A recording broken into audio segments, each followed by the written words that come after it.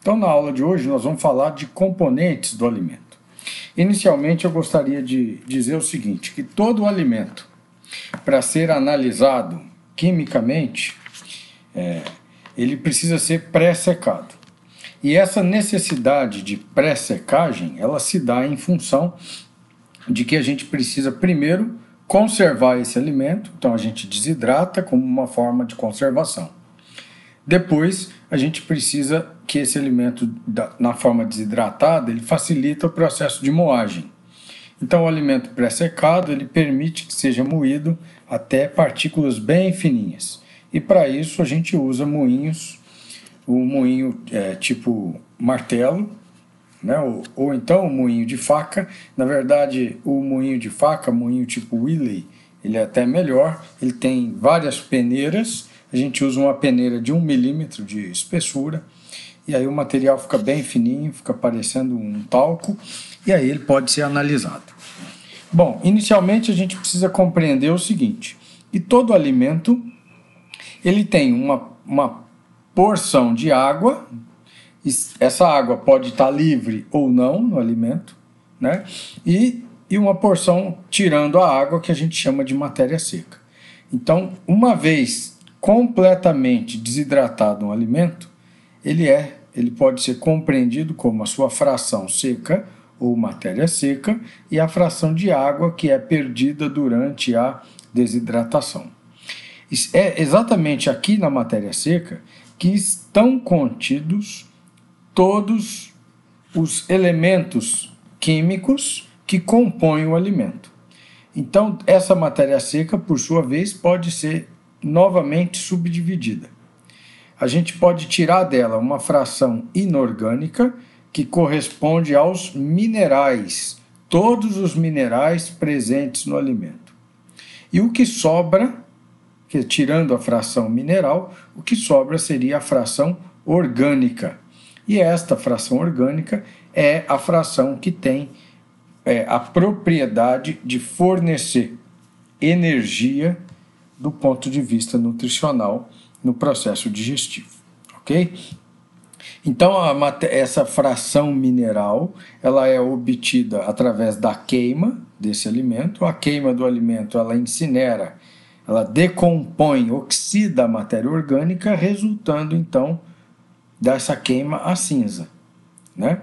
A matéria orgânica, por sua vez, ela é composta por diferentes substâncias que podem ser agrupadas de acordo com a sua natureza química, e aí a gente teria substâncias que contêm nitrogênio, né? E dentre elas, a mais representativa de todas são as proteínas dos alimentos que contêm nitrogênio, né? Todos os alimentos que contêm nitrogênio, os elementos que contêm nitrogênio, fazem parte desse componente. A gente tem um componente carboidrato, onde esse carboidrato ele pode depois ser subdividido em carboidratos fibrosos e não fibrosos, a gente já vai discutir isso. Depois nós temos compostos fenólicos presentes no alimento, né? Aqui a gente está indicando como lignina e taninos, são substâncias que o vegetal produz para a sua proteção e para aumentar a resistência do próprio vegetal, a resistência ao peso, a resistir à sua própria estrutura, né? E a gente tem os lipídios. Os lipídios são um conjunto de substâncias que são solúveis em solventes orgânicos, não são solúveis em água, né? E depois nós temos as vitaminas. Dentro do grupo das vitaminas, uma parte delas a gente sabe que ela é solúvel em óleos, então são lipossolúveis, né? E uma parte delas são hidrossolúveis, são solúveis em água, a gente já vai discutir isso. Então, num primeiro estágio, vamos imaginar que nessa figura, a gente está vindo aqui até onde está a mãozinha, ó. A gente tem o alimento dividido em matéria seca e água.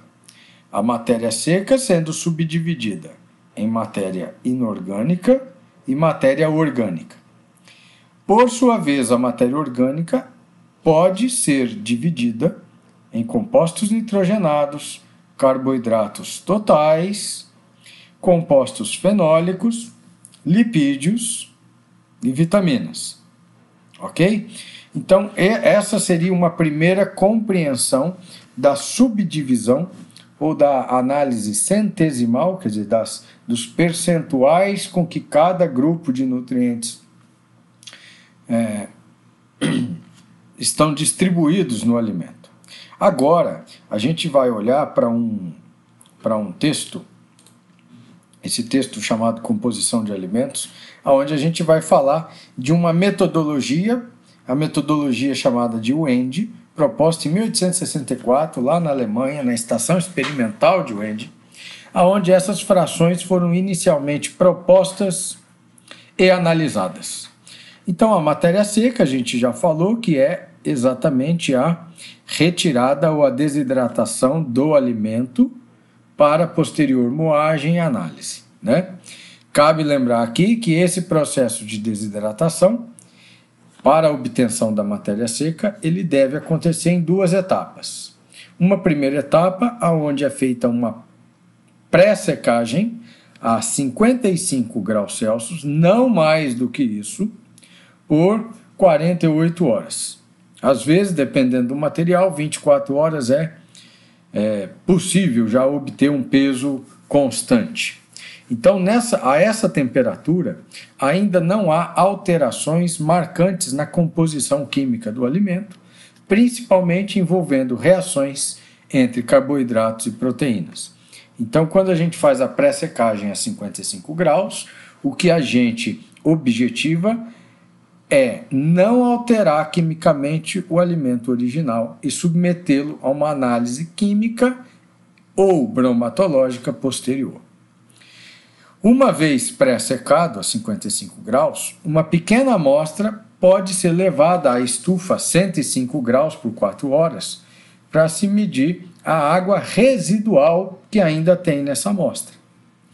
Mas essa amostra que foi seca a 105 graus, ela só tem essa finalidade, a gente não vai utilizá-la para nenhuma outra determinação. Aí a gente tem as frações, chamadas frações bromatológicas, porque são frações que agrupam grupo de substâncias diferentes, aonde a gente teve a definição lá em Wende das frações de proteína bruta, representada com a letra PB maiúsculo, extrato etéreo como EE, seriam todos os componentes solúveis em éter, a fração da fibra bruta, que é a estimativa da parede celular vegetal, dos componentes presentes na parede celular do vegetal, a matéria mineral, que é resultado da queima, ou seja, são os minerais, a cinza que sobra, quer dizer, todos os outros componentes orgânicos são oxidados, né, nessa combustão. E, por fim, se você subtrair da matéria seca, tirar proteína, extrato etéreo, fibra e matéria mineral, o que sobra é o extrativo não nitrogenado, que nada mais seria do que o amido e açúcares solúveis que estão presentes no alimento. Então, o extrativo não nitrogenado seria uma fração de carboidrato, mas não os carboidratos que compõem a parede celular, não os carboidratos fibrosos. Os carboidratos não fibrosos estariam aqui. Então, a partir desse momento, a gente vai, na sequência, explicando essas frações para fechar, então, a compreensão de tudo. Inicialmente, aqui tem algumas considerações sobre a determinação da matéria seca, aonde essa secagem a 105 graus, aqui você pode considerar 4 horas, tá? Ela se dá na segunda matéria seca, na segunda determinação, aquela secagem final que tira a água residuária, e a primeira pré-secagem ela é feita a 55 graus. Esse 65 graus já é uma temperatura aonde começa a haver reações de complexação entre carboidratos e proteínas. Então, recomendo que você considere aqui 55 graus por 48 horas. Ok?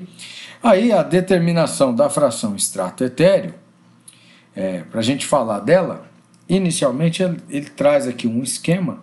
Nós vamos ampliar aqui a imagem para poder visualizar essa decomposição, então, do alimento em suas frações. Então, o alimento, de maneira geral, aqui eu estou representando o alimento de maneira geral, ele pode ser dividido numa fração de matéria seca e água. Esta matéria seca, ela contém elementos inorgânicos e elementos orgânicos.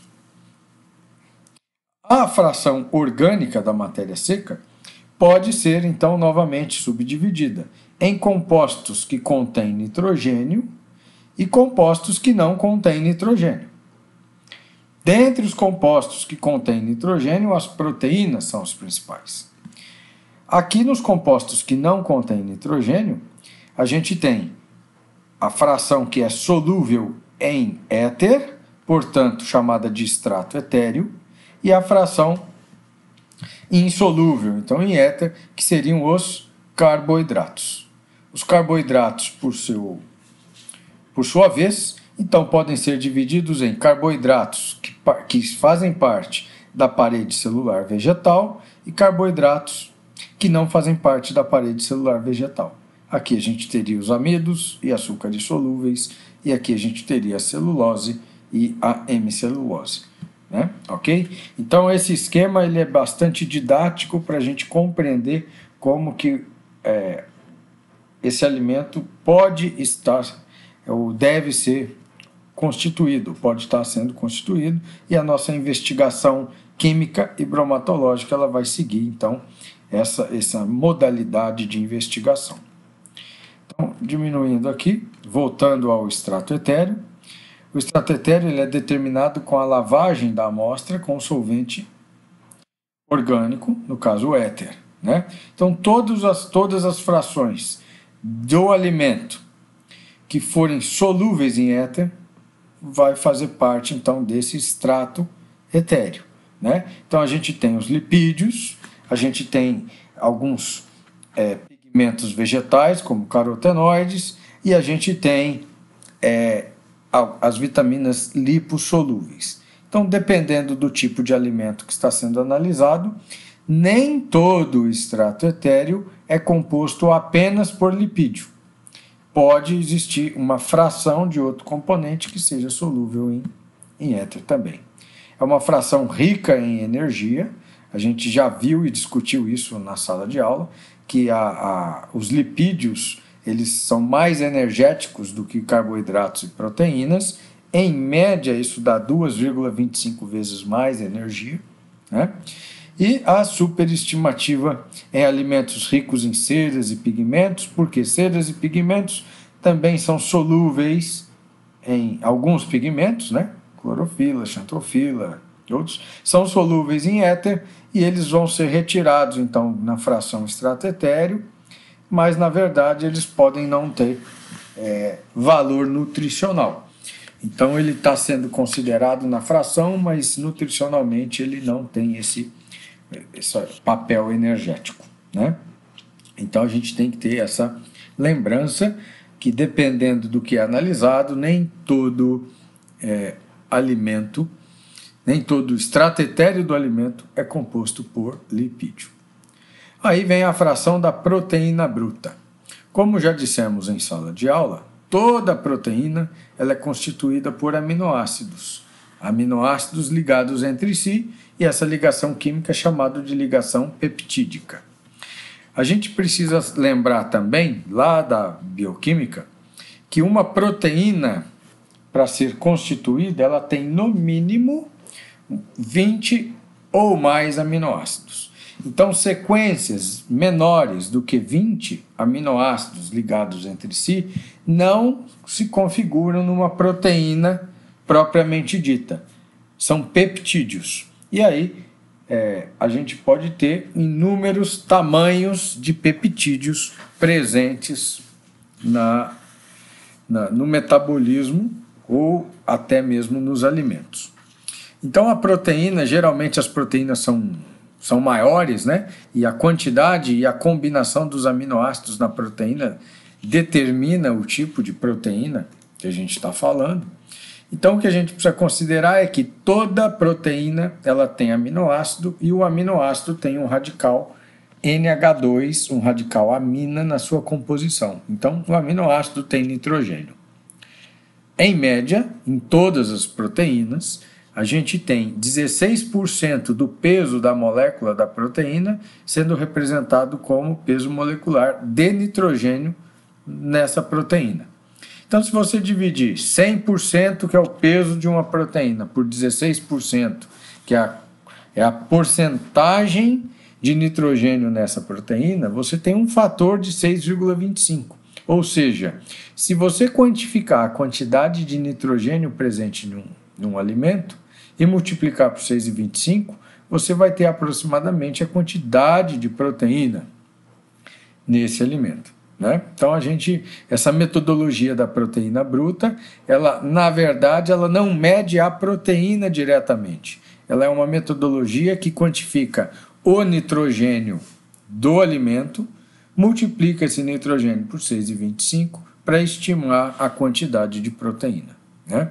A gente precisa lembrar que nem todos os alimentos contêm a mesma quantidade de proteína, e nem todos os alimentos contêm apenas nitrogênio dentro de aminoácidos, ou nas proteínas, chamadas proteínas verdadeiras.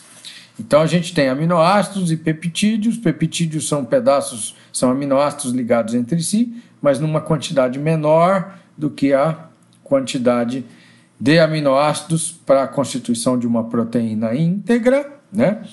E a gente também pode ter, dentro do alimento, a presença de uma fonte nitrogenada chamada de nitrogênio não proteico, como a amônia e a ureia. Então, é comum a presença desse nitrogênio na forma não proteica, né? Não faz parte de um aminoácido ou de um peptídeo ou da própria proteína, mas ele está presente no alimento. Então, essa fração aqui, quando se quantifica a proteína bruta, ela é contabilizada porque você mensura esse nitrogênio na sua quantificação, mas quando você multiplica por 6,25, você está considerando que ele seria proteína, quando na verdade não é. Então, muitas vezes a gente coloca lá um equivalente proteico, né? Proteína bruta é o equivalente proteico, porque a fonte de nitrogênio não proteico, ou a presença dele no alimento, está sendo interpretada como proteína, quando na verdade não é. E isso traz implicações, porque esta fonte de nitrogênio não proteico, ela só tem potencial de ser aproveitada pelos ruminantes, os animais monogástricos, seriam aves, suínos, né?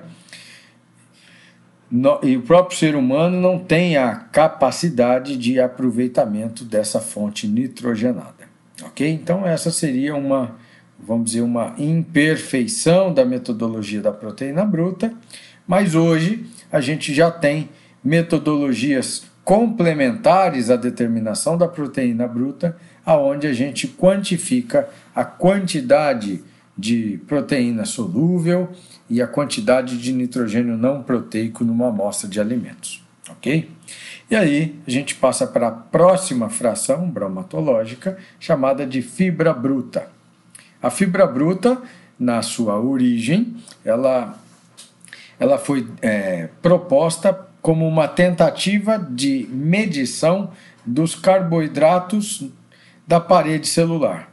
Na verdade, na parede celular, que é a membrana da célula vegetal, na célula vegetal, essa membrana chamada de parede celular, ela é composta por celulose e hemicelulose como carboidratos. Mas ela também tem um composto fenólico produzido e aderido nessa parede, chamado de lignina, né? Então, celulose e hemicelulose são os carboidratos, a lignina é um composto fenólico que também participa da parede celular.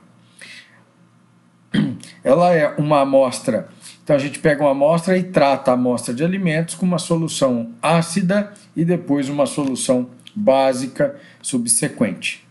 Então, um ataque ácido e básico, feito de forma subsequente, ele lava todo o conteúdo celular e fica apenas a fração da parede celular. Um senão, que a gente pode dizer aqui, é que esse tratamento de ácido base, ele colabora para a solubilização de boa parte do carboidrato chamado de hemicelulose.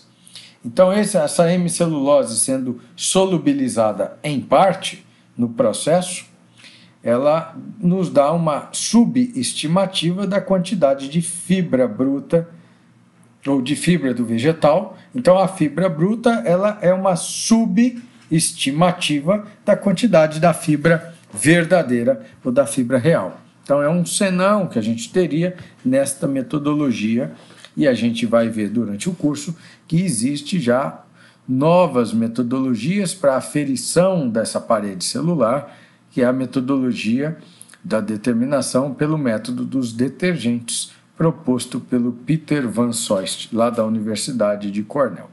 Ok? Então, aqui nessa última bolinha, essa fração fibrosa, ela é constituída de celulose, hemicelulose e lignina, lembrando que a lignina não é um carboidrato, e que a hemicelulose é solubilizada em parte por esse ataque ácido e básico. Então, essa fração fibrosa ela acaba sendo uma subestimativa da fração original, ok? Aí a gente tem lá a matéria mineral, essa aqui não tem muita dúvida, seria a fração inorgânica desse alimento, e ela é obtida através da incineração num forninho chamado forno Mufla, que aquece de 550 a 600 graus Celsius por 4 horas, geralmente é suficiente para queimar toda a amostra colocada dentro de um cadinho de porcelana. Então, essa quantidade de cinza, ela agrupa todos os minerais componentes na amostra do alimento. Ah, professor, é possível analisar cada elemento químico, cada mineral desse separadamente? É. E depois que você analisar separadamente cada um deles, isso é feito num outro equipamento, geralmente é feito num espectrofotômetro de absorção atômica. Se você somar todos os minerais individualmente, você vai ter aproximadamente a mesma quantidade de matéria mineral, né? Lembrando que no processo de incineração pode haver perda, principalmente de uma parcela do fósforo, né? Então não vai dar exatamente a soma de todos os minerais individualmente, resultará num resultado próximo à matéria mineral, mas não idêntico, ok? E por fim, o extrativo não nitrogenado, que é a fração que representa os carboidratos não fibrosos, porque a gente já fez a determinação aqui, né? Que seriam os amidos e açúcares solúveis. Ele não é realizado diretamente uma análise para isso. O que é feito é, de 100% da matéria seca, a gente retira as frações do carboidrato fibroso, que seria a fibra bruta, no caso dessa fração, que é a fração de Wende, né? Depois a gente vai ver que a gente pode substituir a fibra bruta por outra metodologia mais precisa para a fibra. Tira também a fração extrato etéreo, proteína bruta e matéria mineral, e o que resulta dessa conta é, então, o extrativo não nitrogenado. Neste caso, estariam sendo capturados ou considerados na fração amido e açúcares solúveis e também a pectina, que é um ácido galacturônico, que seria um tipo de carboidrato que tem certa solubilidade dependendo de pH e do tipo de reação, mas que na metodologia de aferição da fibra bruta, ela não fica capturada aqui, então ela vai aparecer como sendo o extrativo não nitrogenado. Bom, isso aqui, essa parte do sistema de nutrientes digestíveis totais, a gente vai discutir na aula que a gente estiver falando de energia, tá? Então eu vou pular essa etapa, que vai ser na próxima aula, e aí a gente vem, então, para aqui o método de Van Soest, que é um método da determinação da parede celular pelo método dos detergentes. Van Soest é um professor da Universidade de Cornell, e propôs lá em 1967, ele testou vários detergentes para conseguir lavar e recuperar então a parede celular vegetal, e aí ele propôs o método da fibra em detergente neutro como o melhor método para a separação de celulose, hemicelulose e lignina, né?